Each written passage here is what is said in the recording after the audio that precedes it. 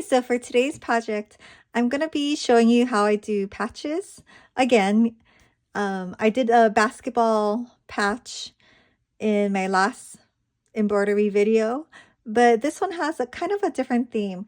And I kind of got the idea because my son is going on a class camp trip, and he uses his duffel bag, and he uses the same bag for pretty much every other trip, like his Big Island trip. And anytime they have a sleepover at school, like anything to do with like their class. And I thought it'd be really cool to have a patch that commemorates the event or, like an achievement of some sort. They used to do patches a lot more like back in the day. Now I feel like it's rare to see a patch, or at least one that's given out. Like actually my younger son's baseball team gave us a patch, and I thought that was really cool. You can put it on your bag, and they just really did things like, stickers for your first home run, hits, all those things. And just marks a little achievement or a milestone in your kid's journey. And yeah, I thought it would be fun. And I had an idea. I wanted to do a Big Island one and a camping one for this project. Of course, it was kind of rushed, so I kind of filmed this video in pieces because he left already for camp, and I decided to make it the night before. So I'm actually filming the intro at the end. But these are the items that I use. I have my Brother SE2000 machine, and that's a combo sewing and embroidery machine that I love. I've been enjoying. I'm also using this 4x4 magnetic hoop that I bought on Amazon. I like it. This is maybe like the third time I'm using it. It comes with these magnets, but I also do like to use my Brother 4x7 magnetic hoop clips with this one, and I think it works well too with this. The other things I am using are this glow-in-the-dark thread by New Brother that I just got, and I tried out on this project, and I thought it was perfect for this. But it's just glow-in-the-dark threads, and it's so fun. There's all these different colors, and the ones that I use for this project are these ones. And on the top it has a G in case you need to separate it from your other threads. I'm also using New Brothread large spools in red and black. And I'll link all these things down below because I know there's a lot of stuff, right, with making patches. This is the one he didn't like that I didn't put on, but just as a sample. For the materials of the patches can be made with so many different materials. Felt, linen, lots of things. I am just using this waterproof canvas, and this one has kind of like a vinyl feel to the back, like fabricy in the front and then vinyl-y in the back. I bought this at Walmart, and it's a little thin, and that's why I put some iron-on interfacing in the back, like so it's permanently there. These are just other samples that I made. For this red one, I did buy this other waterproof canvas from Amazon, and this one is equally as good. It's a little bit, I wouldn't say thicker, but it's more fabricy. Like if you're gonna do outdoor furniture, like patio furniture, this is the kind of material. It feels fabricy on both sides, but one side is shinier than the other. And I think this is actually a good material also. It's a little thin, but it's still stitched out really well. For my stabilizers, I actually did it two ways. I use a tearaway, and this is just the, I want to say it's New Brothread tearaway stabilizer, and this is kind of like a medium weight. And for the Big Island one, the circular Big Island one, I tried using maybe a thicker, it's mid to thick weight cutaway stabilizer. I really just want to try and see how that turned out, and I actually liked it. I'll show you in the rest of the video. And I think that's it. I have like these double curve embroidery scissors that I like. I definitely use a Sharpie, and yeah, that's about it. I also use these pre-wound bobbins. I also have been enjoying these and highly recommend versus winding your own. I'm also using Embroidery software, and I have Patch Artist, Essentials, and Stitch Artist 1. And I think that's a really good combo of features that you can use, especially as a beginner. I think it makes it a lot easier using this Embroidery software. I know I haven't really tried any other ones, so I can't really speak to how much better or worse it is compared to others. But as a beginner, I've been having a lot of fun with Embrilliance, and it's been pretty easy to learn how to digitize. That between that and watching YouTube videos really helps. But I will show you in Embrilliance now how I made the patches. And also include how I made this one, even though we did not use this one on the bag. So this is what the camping trip patch looks like. And this is a Big Island trip. And I'll show you how to recreate these if you want, or if you have a similar type patch you want to make. I'm just going to select New and open another page in Embrilliance. And I have Embrilliance Essentials, Patch Artist, and Stitch Artist 1. And I'm kind of using probably a combination of all of these. Mostly Patch Artist though. So for this, I'd rather be camping design. I bought this one on Etsy. And I bought it from Simply Embroidered GB. And it was only $2.72, and I didn't see any other ones that I really liked. So I just went ahead and bought it, especially since I can use it for other things. So I just downloaded it to my desktop and pulled it into Embrilliance. So I'm just going to copy this one over since I already have it in here. And I like to go ahead and center it. And then for the lettering, I'm using a font called PA Air, and this is Patch Artist Air. So there's a couple other PA Air fonts, but I'm just using the regular one, and we're going to just add a text box to our camping design.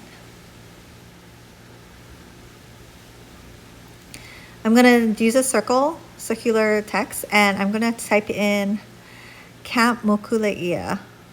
So you can put in whatever camp or whatever event you're doing a patch for.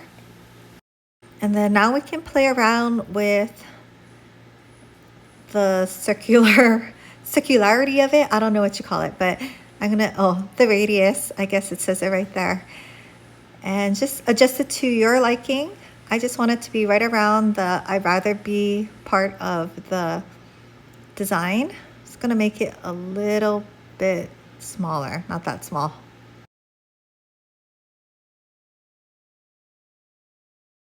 Okay, and once you kind of get it, I'm going to copy, Control C and Control V, copy and paste it. And as you can see, it's selected on the bottom one. I'm gonna change that to the date, or what did I write? 6th grade camp, okay. And then you just check this box, place at the bottom, and it'll curve the other way. So I'm just gonna make it a little bit smaller so all the words fit, and change the radius.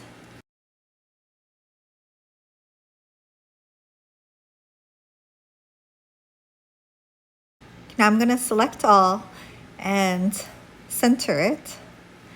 And I'm gonna go to up here by where it says utility. And sorry, it's out of screen, but it's at the very top. And I'm gonna go to add patch edge. And I'm gonna select circle.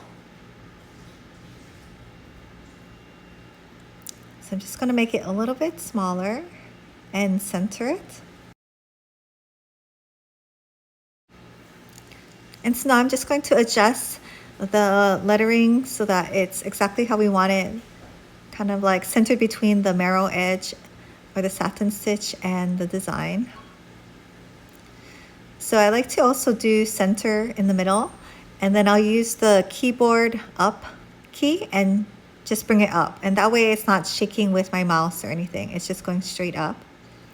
I'll do the same with the bottom text, center, and then keyboard down.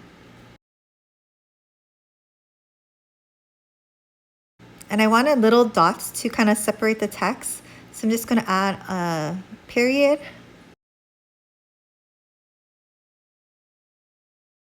and then move it to just the middle between the text. And then I'm gonna copy and paste. So I have another dot, and I'm gonna move that one with the keyboard left. That way it's just going straight across. Okay, so that's pretty much all I did. From here, you can just select your colors. So I did red, just regular red thread for the camping design, and then black for the edge. And for the text, I used the new Brothread glow in the dark thread. It's white and then it glows green. Okay, so I'm just gonna close out of this one. I don't need to save it because it was our sample. Now I'm gonna open a new page and let's close out of the camp and focus on the Big Island patch. So this one I had to digitize myself for kind of like the first or second time ever. And I'm so glad it came out good. It was kind of an easy digitizing project, but I'll show you how I did it anyways. It's kind of a tradition that fourth graders on Oahu go to the Big Island for a class trip. And I actually looked to see if there was a plain Big Island PS file that I could buy, but there wasn't any, so I was kind of forced to digitize it myself. So I just typed in Big Island outline, and I dragged one of these images to my desktop. I think it was this blue one. And from my desktop, I brought it into Embroidery. So I'm just going to resize it so it's about 2 inches and put it in the middle. And I'm just going to zoom in a little bit too. So I'm definitely a beginner at digitizing, but this was a very simple design. So I'm going to Stitch Artist, and I'm just going to draw with points and just do an outline around the shape. So if I just clicked on the outside and made nodes, it would kind of curve nicely, which is not what I want for this island. So I'm going to hold down the Shift key, and that'll prevent it from making the curves. It's just going to go to the little nodes that I'm placing. And for this design, that's what you want because it's kind of like a rocky outline of the island.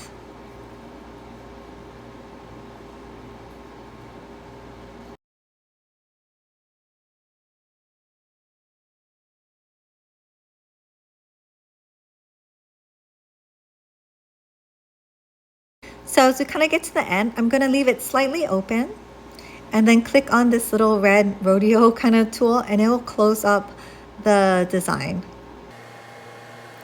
Now you can go back and fix any of the nodes that you want and make little adjustments here and there. Because it's just my sample and because it's abstract, I'm not going to fix anything. I'm just going to select fill. And this 4-point density worked well with the glow-in-the-dark thread to cover the black waterproof canvas. I like the fill, but I'm going to do a satin border around the island just to make it look a little more professional and clean. So I'm going to go ahead and select the whole thing. I'm just going to copy and paste. And in this one, instead of fill, I'm going to select satin edge or satin stitch. And I definitely don't want it that thick. I want it maybe 1 millimeter thick, since it's just to highlight the outside of the image. Okay, so now we can do the text. Just gonna zoom out a little bit. And the font I use is this one called Comedy. So I'm just gonna type in 4th grade Big Island Trip. And select the circle.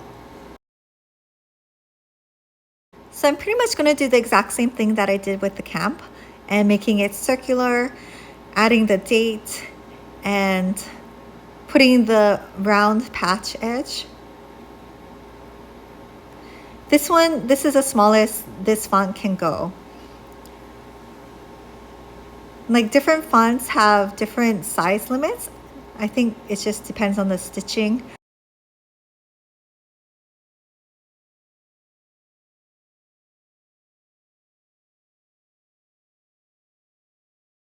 So at this point, I kind of want to take out that background image that we're tracing. So I'm just going to select it and delete. And I have to do it for the satin stitch also. Okay, and now we're going to just add the circular patch edge. And exact same thing as the other patch. We're just going to adjust it and make it how you want it. Make sure it's within your hoop borders. So just go ahead and fast forward to this part.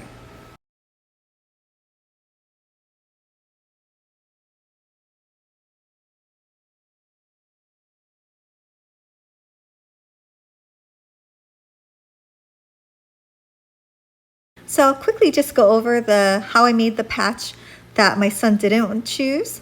And so I'll open a new page. I'm just going to copy the big island that I made or digitized myself. So Control C and then Control V. I'm going to make it a little bit bigger since it's the main part of the patch, and then center to the middle. And then now we're going to Utility, Add Patch Design, and Page Wrap. It's like that simple to make this kind of edging with Patch Artist, and that's why I love it. So I'm going to change the outside to black, and then all I did was add text. And for this one you needed a really small text, and Patch Artist comes with, of course, the small text. So I'm using the mini and the multi-line. I'm just going to type in 4th grade, Big Island trip, March 2023. And set. And we're just going to adjust it to be smaller so it fits on top of the Big Island. So just adjusting it so it looks good. I could probably put it a little smaller or make it a little smaller, but that's it. That's all I did. So right now we're just stitching out the border with the new Brothread black thread. I have like a really big spool in the back with a 3-spool thread holder that I really like, and I think it really improves the performance of my embroidery versus using this part on the top, if you can see. Yeah, so very basic. I'll show you when we start changing threads. Okay, so now I'm on the camping design. One thing I noticed with this design is that there's a lot of stops and starts. So there's some of these pieces that are just loose, and you probably want to just cut them off so they don't get stuck underneath something else. And make sure you get it out of the way. Yeah, so, and it didn't really cut a lot of the jump stitches, which my machine doesn't really do if the lettering is small. So there are these jump stitches that you're going to have to cut out, or, you know, manually cut out. And because it's so complicated, well, not even complicated, but it just has a lot of starts and stops, my thread got stuck on the big spool got stuck. And I think it's just because it's starting and stopping and the thread tension pulling, and, you know, you should stay here and watch it is what I'm trying to say. It takes about 5 minutes to stitch out this design on my machine, and I recommend staying around. Like when it was doing the satin border, I know it's pretty easy, so I kind of walked away from the machine, but for this camping design, I would stay here and monitor. Okay, the glow in the dark thread just finished embroidering, and I'm gonna take it out now. And when I do the thread, I always cut it from the top. Sorry, you can't see, but I always cut it from the top and I pull it out every time I change the thread. I read somewhere that it's better for your tension disc and everything. And I think I forgot to mention I'm using a 4x4 hoop with the 4x7 magnets, just because the 4x4 magnetic hoop that I bought came with these circle ones, but you know, the wide ones are just easier or more stable to put on. So I'm just borrowing my 4x7 hoop clips, but I think it came out really good. And there's a lot of jump stitches that I need to cut, unfortunately, but you know, I think it stitches out faster because it's not starting and stopping every time there's another letter. So I'll just go ahead and do that, and then we'll start cleaning this up. Okay, so these are the glow-in-the-dark threads that I use. They're by New Brothread, and these are the colors it came with. This one is green. The one that I am using right now is G773, and this one is white and it glows green. So does this one, but they're very similar. So I just picked this one. Their school colors are white, black, and red. So that's why I picked those. And then it would be cool if it glows in the dark green at night. But yeah, super fun. These are all the glow in the dark colors. Some glow better than others. I think typically, you know, the green ones work better. The blues and the reds are sometimes lighter. Maybe if I put these in the dark, I will take a photo and insert it. But yeah, it actually worked really well. Like, I know some kind of specialty threads, you need to do different things. This one worked great straight out using the same tension and everything. Sorry, don't mind the other stuff I was sampling, but this is what it looks like. And I just need to get my embroidery scissors. I think I need to get a smaller scissors. I'm just gonna have to like trim them up. I want to take my time doing this so that it looks neat though. And this is what it looks like on the back. So there's not too many threads sticking out, but I just kind of trim them off. I am going to use the Heat and Bond Stronghold on the back. So we are going to do that. And all of these threads will be like contained. It's a translucent product though. So you will see the back. So you want to try to keep it neat as possible. But nothing's going to fray back here just because it's going to have that layer of Heat and Bond. I don't want to bore you with that. So this is how the tears off. And I just used this new Brothread tearaway stabilizer. I'm going to try to stitch one more patch. So I'm going to leave this on for now. And I'll show you how I finish up the process later. Okay, now I'm going to start the Big Island trip batch. And I just have a piece of stabilizer, the same one I used. And this is a waterproof canvas. And I usually put one magnet down just to hold the stabilizer in place while I put the fabric on. Again, I'm using my 4x4 magnetic hoop with my 4x7 magnetic magnets.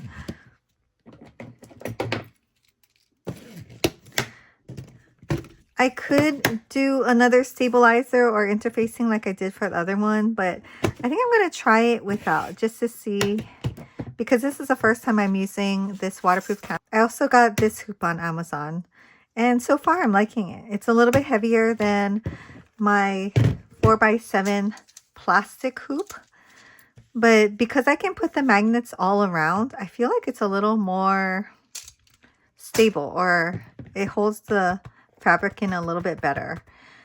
The other one, it does, but it's the magnet or the metal pieces are only like this. This one is heavier though because it's like an all metal frame. Sorry, the machine's doing the Big Island patch right now, but I kind of finished up cleaning up the front as best I could.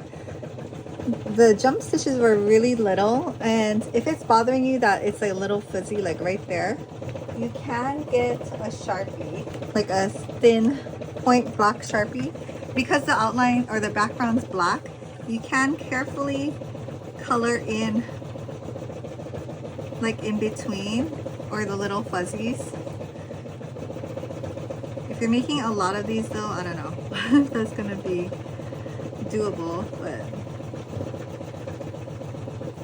it kind of just cleans it up and it looks a little bit nicer. And you can't see the Sharpie. Just be careful so that you don't color in anything you're not supposed to color in. I don't know if anyone has any tips on how to get rid of like just the tiniest little jump stitch fuzz. Like my scissors cannot cut like this. It's too small. But yeah, it does look a lot better actually. So also one thing I wanted to share is that I'm taking out the tearaway stabilizer just because it's not a permanent thing, right? I don't want to glue this on with the Heat and Bond. I think next time I'm going to just use cutaway, so I can just leave the stabilizer, because I did like how it was thicker that way, and then I don't have to go through this and tear away all this like little part on the inside. So I'm just gonna go ahead and clean this up off camera since it's gonna take me a while. Just peeling it off all in between here. Okay, apologize again for the embroidery machine going on the back, but otherwise I'm not gonna have time to do this. I just have my Cricut Easy Press Mini going, heating it up to medium, and I have my Easy Press mat. You can use a regular iron too with no steam. You don't have to use the little one, it's just, you know, easier for this project. And I have some Heat and Bond Ultra Hold. So this one says that if you're gonna do an iron-on patch, use this one. If you're gonna do a sew-on patch, use the light hold.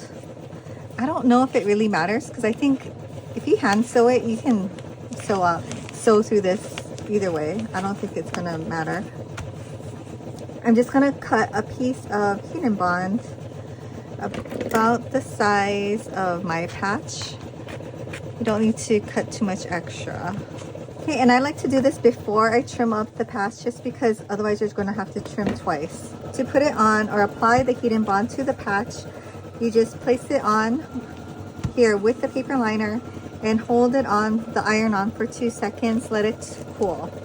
You also might want to have a Teflon sheet, because you don't want to get the sticky stuff onto your ironing mat or ironing board or whatever you're doing.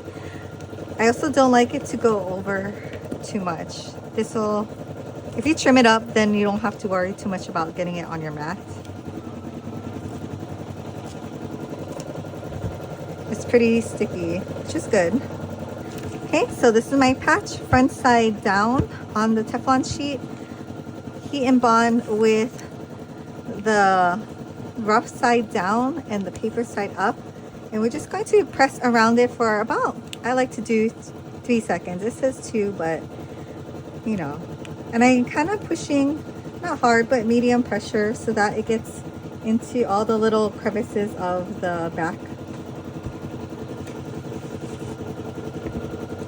And then let's just let this cool, and then we can trim it up.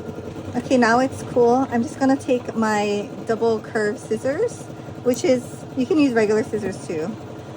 It's just a little bit easier to cut around the circle with this.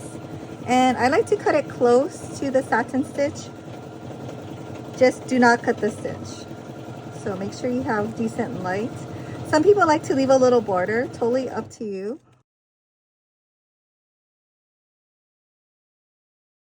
So the good thing about having the border with the same color as your backing is it's really hard to tell, like if you know, aren't cutting it straight.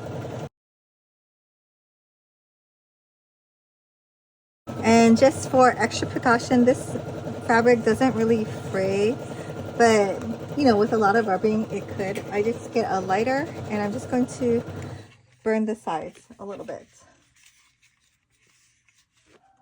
Just really quick.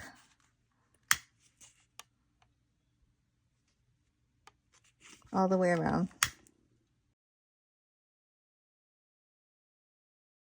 So yeah, now we're done.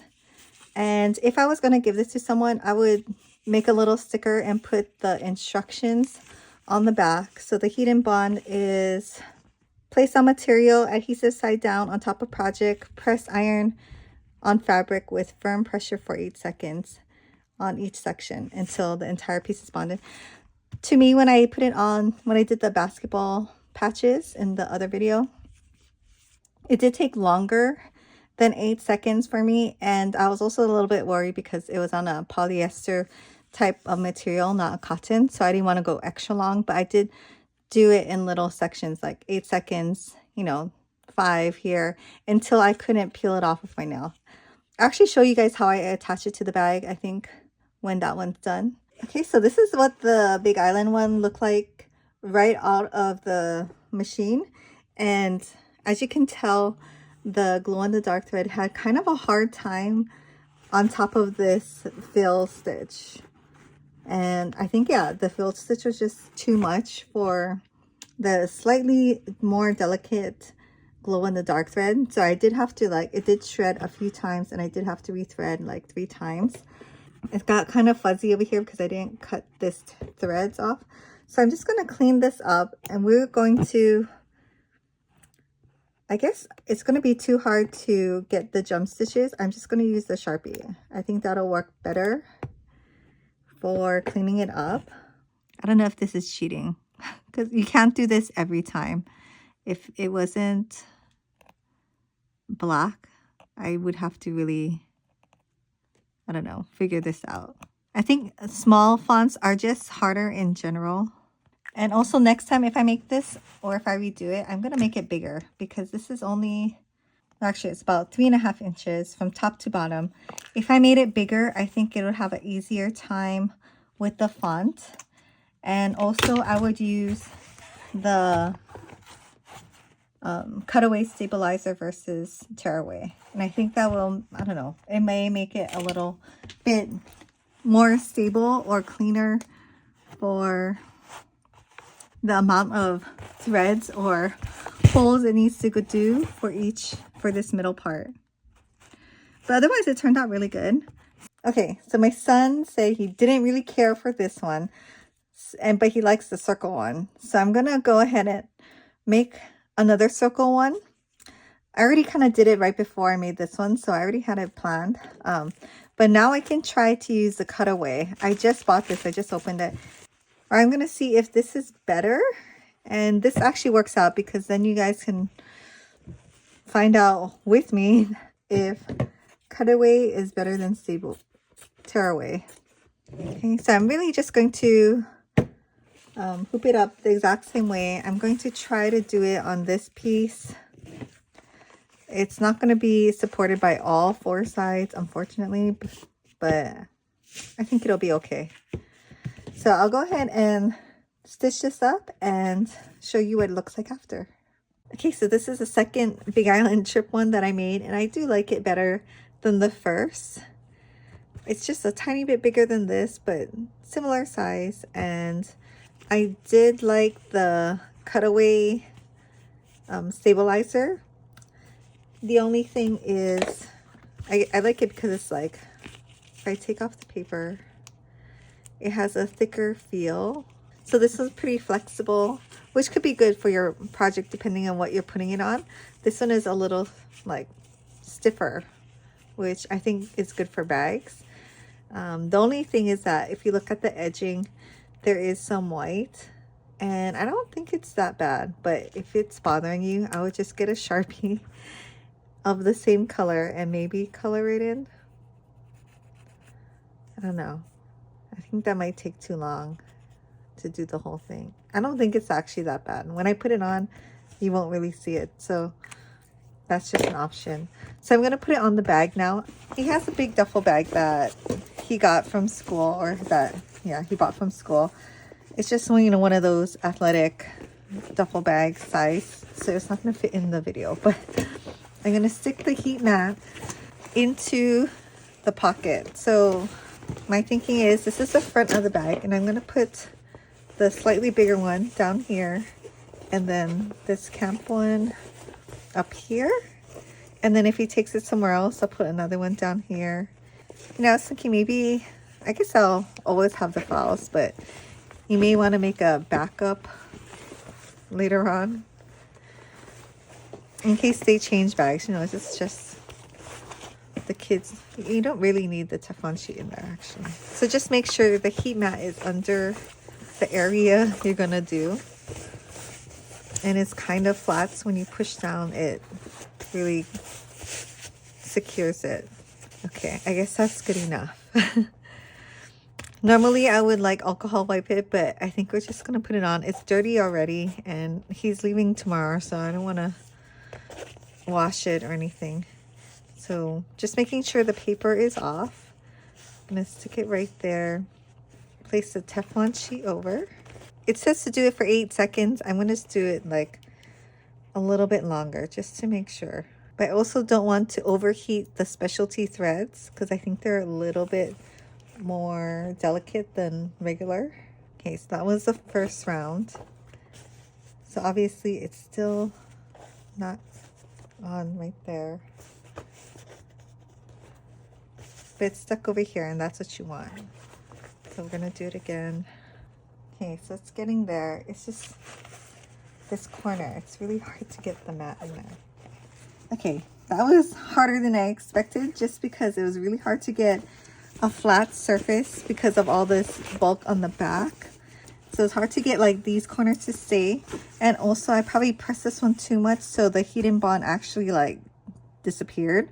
So I had to reapply a second layer of the heat and bond, and then only did it for like 8 seconds, 8 to 10 seconds, and then let it cool. So because this side was like uneven, I would heat it and then it would pop up and then cool, and so it didn't really adhere. But now that I knew, like, I heated it and then I held it down with something, like I pressed it down and then it cooled and then it stayed. So it is possible to heat the heat and bond too much, so longer is not always better, but you always can put another layer also. I think it's on good. We shall see if they come back this weekend, but yeah, I think it turned out really good. And if you wanted extra security, I would just stitch it on with black thread just around the border. So even if it did come loose, you're not going to lose your patch. I can just make another one, so it's not a big deal. But yeah, if you wanted to, I would definitely sew it on, just like a hand stitch around. But yeah, I think it turned out really good, and he really liked the glow in the dark of this. I'll put a photo of this one glowing in the dark. That one looks cool. This looks super cool too. I wish I had like I did this part in a glow in the dark thread. But yeah, I'll also insert a picture of the whole bag when it's stuffed so you can see the whole thing. But yeah, thanks for watching, and I hope you guys try this. This is such a good little memento for the kids, little milestones in school and trips and stuff. Yeah, so thanks for watching, and I'll see you in the next video.